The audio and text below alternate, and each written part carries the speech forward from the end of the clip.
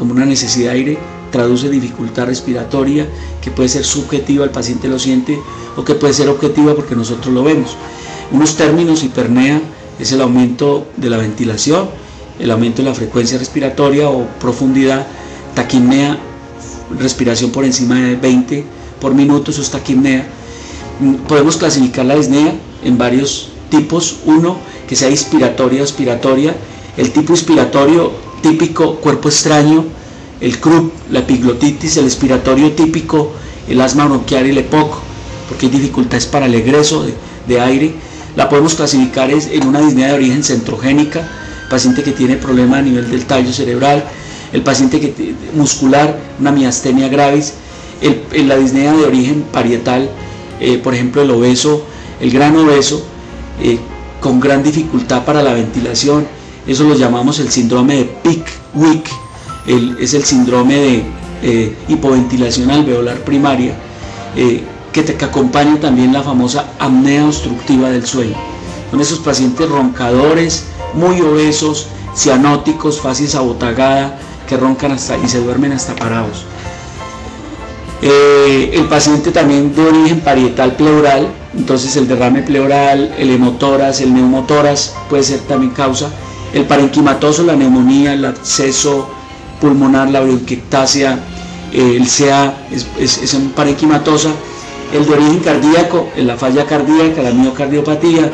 El de origen sanguíneo hematológico, la anemia severa es una causa de disnea.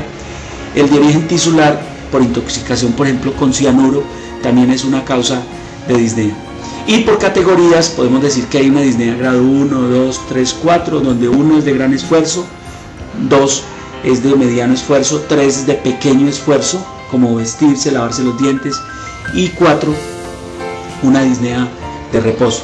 Y aparece la disnea paroxística nocturna, que es frecuente en el paciente con falla cardíaca, pero también se pueden ver en pacientes pulmonares, aunque en los pulmonares se dice que se describe más frecuentemente la platipnea, o sea, donde el paciente mejora incluso con el decúbito y empeora cuando se para, y eso se ha atribuido a que esos pacientes con enfermedad pulmonar crónica, cuando están parados, aumentan como el chum arteriovenoso, se hablan algunas fístulas en esa posición, y el paciente empeora su dificultad respiratoria, su desequilibrio de ventilación-perfusión.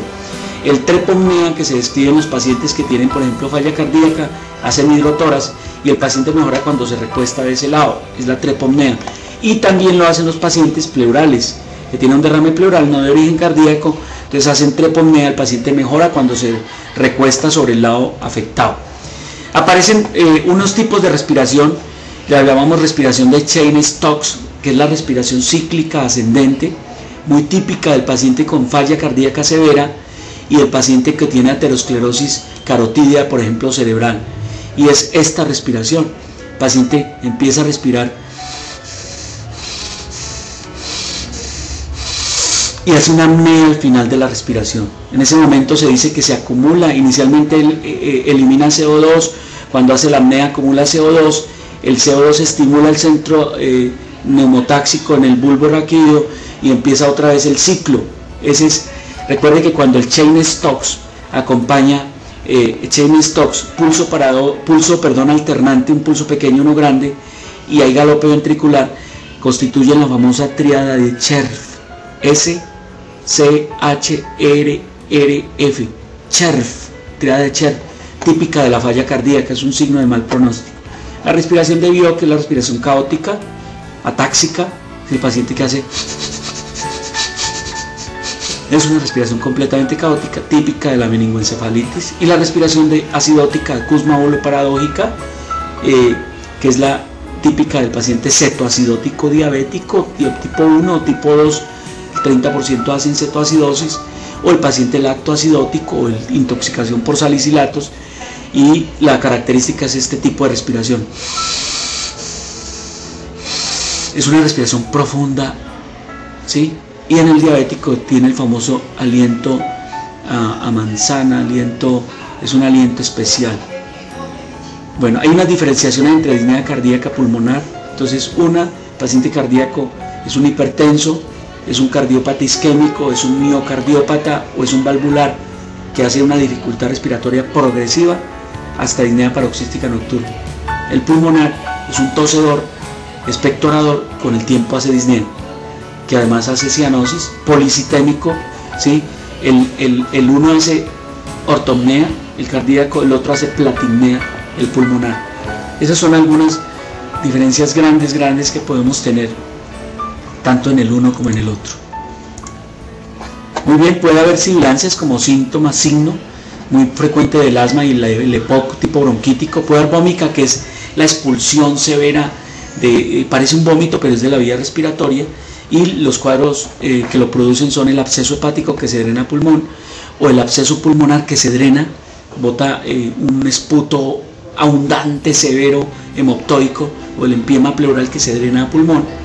La ronquera es muy típica de los pacientes con afectación de vía aérea superior, o sea, que afectan las cuerdas vocales, como puede ser el CRUD, como puede ser las laringitis crónicas, las laringitis posvirales, los pólipos laringios, o el paciente que tiene un CA laringio, que además tiene un síndrome constitucional y puede tener hemoptis.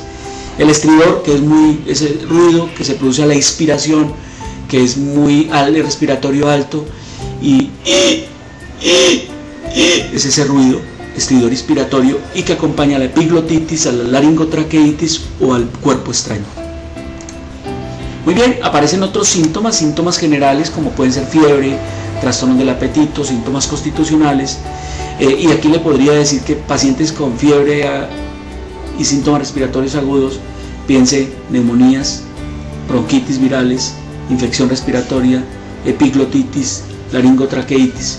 Pacientes con fiebres prolongadas, síndromes constitucionales, tos con expectoración, síndrome constitucional, síndrome febril, sintomático respiratorio, ojo, TBC, micosis pulmonar, absceso pulmonar, bronquiectasia. El neoplasia también lo puede producir.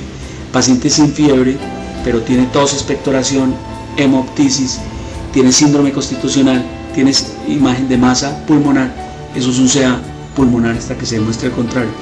Pacientes con síndromes paraneoplásicos, neuropatía, miastenia síndromes miasteniformes, los dedos en palillo de tambor, acropaquia, eso puede ser una neoplasia pulmonar en que la producen cualquier neumopatía crónica o pacientes que tienen cardiopatías congénitas.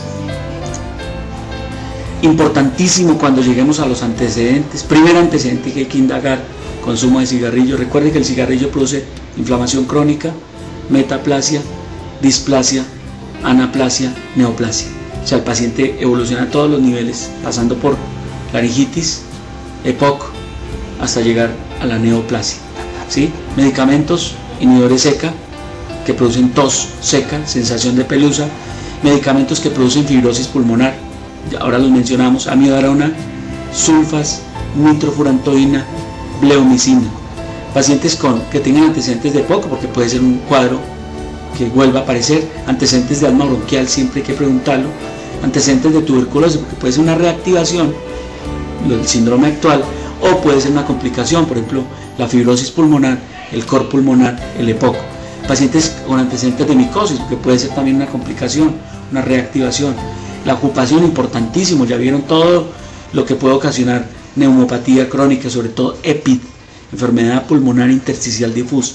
Cirugías recientes, por la posibilidad de un tromboembolismo pulmonar. Enfermedad cardíaca, por la posibilidad de un tromboembolismo pulmonar. Sarampión tosferina, porque pueden dejar secuelas como las bronquiectasias. Enfermedades del colágeno, casi todas afectan pulmón, producen hipertensión pulmonar, producen vasculitis pulmonar. El pulmón de Kaplan, del paciente con artritis reumatoidea. Los pacientes inmunosuprimidos, diabéticos, linfomatosos, HIV, que pueden tener tuberculosis, neumocistis carini o yerobesia, ¿sí? Ojo a estos pacientes con sintomáticos respiratorios, febriles, síndromes paraneoplásicos, síndromes constitucionales. El paciente que hace tromboflebitis migratoria, tromboflebitis residuante, porque puede ser un síndrome paraneoplásico, no un carcinoma pulmonar. No olvide el síndrome de Cartagener, sinusitis, bronquiectasia, síndrome de cilia inmóvil, situs inverso, corazón al lado derecho. Eso es un síndrome de Cartagena, es raro, pero hay que tenerlo en cuenta. Yo vi uno.